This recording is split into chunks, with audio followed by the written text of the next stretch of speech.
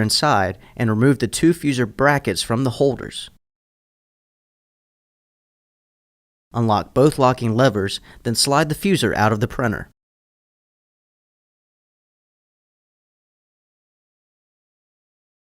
Locate the dial on the end of the fuser. Turn the outermost dial until there is a small gap between the two.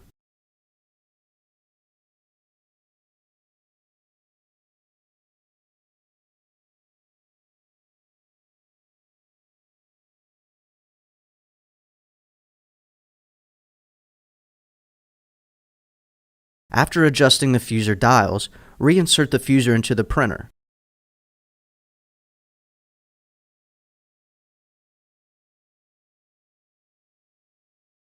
Press the fuser's locking levers down and reattach the brackets.